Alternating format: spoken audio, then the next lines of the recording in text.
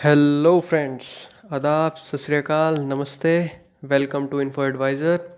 तो इस वीडियो में हम बेसिकली देखेंगे कि ट्वेल्थ क्लियर करने के बाद कॉमर्स स्टूडेंट के पास वो कौन से ऑप्शंस रहते हैं जिसे वो ऑप्ट करके अपना फ्यूचर ब्राइट, स्पार्कलिंग और प्रॉमिसिंग बना सके।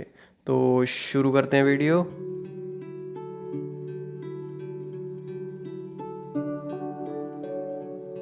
तो पहले ऑप्शन से शुरू करते हैं जो हर कॉमर्स स्टूडेंट की ख्वाहिश होती है और वो उसे ज़रूर ऑप्ट करना चाहता है। ये है सीए या चार्टर्ड अकाउंटेंट, जैसे कि आप सब जानते हैं। तो सीए बेसिकली 3 पार्ट में डिवाइड होता है या 3 लेवल होते हैं इसके। पहले लेवल को हम कहते हैं फाउंडेशन कोर्स।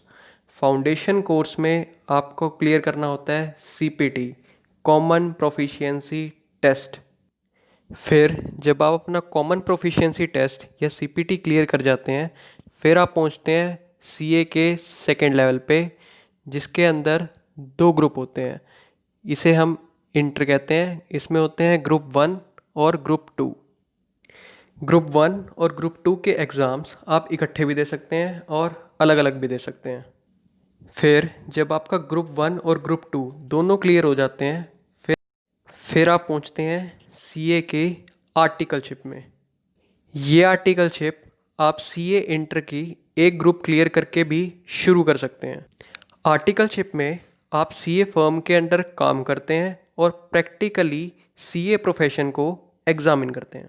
आर्टिकलशिप का नियर अबाउट 3 इयर्स का स्पैन रहता है। अपनी आर्टिकलशिप क्लियर करने के बाद आप पहुंचते हैं सीए फाइनल में, जिसमें 2 ग्रुप होते हैं।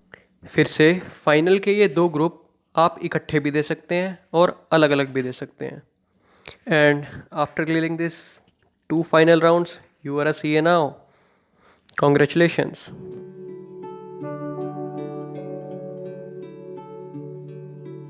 सेकंड बेस्ट प्रेफरेंस जो कॉमर्स या इवन आर्ट्स और नॉन मेडिकल स्टूडेंट्स की रहती है, वो है civil services.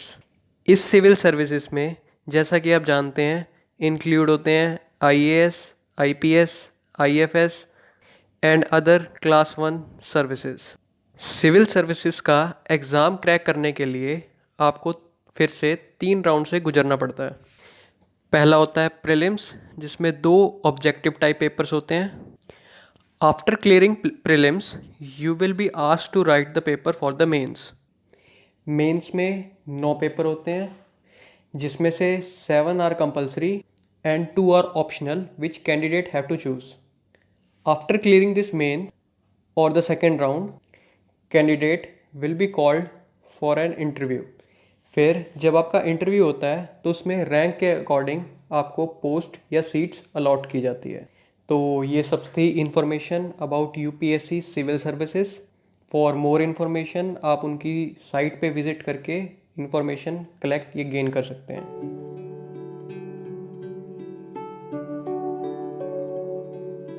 So let's move on to third preference, जो कि है एलएलबी।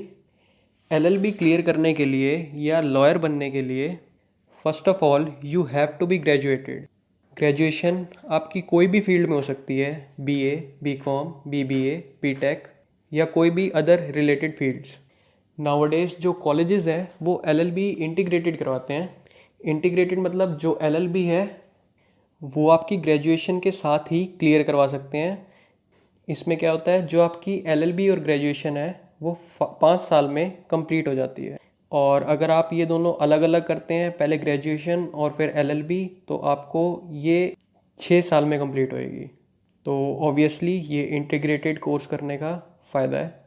एलएलबी के लिए जो बेसिक एंट्रेंस एग्ज़ाम होता है वो क्लैट होता है, और कई यूनिवर्सिटीज़ अपना अलग से एंट्रेंस एग्ज़ाम कंडक्ट करवाती है। और वो एंट्रेंस एग्ज़ाम क्लियर करने के बाद आप उस पर्टिकुलर यूनिवर्सिटी या कॉलेज से अपनी लॉ की स्टडी कंप्लीट करेंगे। So this was all about how to become a lawyer और how to clear your LLB.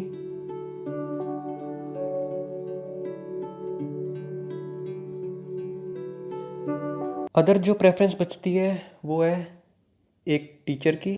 जिसमें आप अपनी बीए या बीएड एमएड क्लियर करके एज अ टीचर आप पढ़ा सकते हैं। इसके अलावा होता है बैंकिंग सेक्टर, जिसमें आजकल उन स्टूडेंट्स को हायर कर रहे हैं जिनके पास प्रोफेशनल डिग्री है, जैसे कि एमबीए, सीए, सीएस या employees with a great experience. इसके अलावा अगर आप गवर्नमेंट बैंक में ज्वाइन करना चाहते हैं तो उसमें हर साल गवर्नमेंट बैंक अपनी पोस्ट निकालते हैं और ज़्यादातर इसमें बेसिक रिक्वायरमेंट ग्रेजुएशन रहती है। तो उस हिसाब से आप अपना ये गवर्नमेंट एग्ज़ाम या गवर्नमेंट बैंक का एग्ज़ाम क्लियर करके as a government employ government bank में काम शुरू कर सकते हैं। तो इन सब प्रेफरेंसेस के अलावा और भी बहुत सारी फील्ड्स होती हैं जो आप अपने हॉबीज़ इंटरेस्ट के अकॉर्डिंग ले सकते हैं, जैसे कि music, foreign language course etcetera. So this was all about the preferences after 12th। तो अगर आपको मेरी वीडियो अच्छी लगी हो तो लाइक, सब्सक्राइब और कमेंट ज़रूर कीजिए। और अगर आपकी कोई भी क्वेरी हो तो प्लीज़ डू कमेंट, मैं उसे रिप्लाई करके उसे सॉल्व करने की पूरी कोशिश करूँगा। तो thank you for watching this video. Bye bye and have a good day.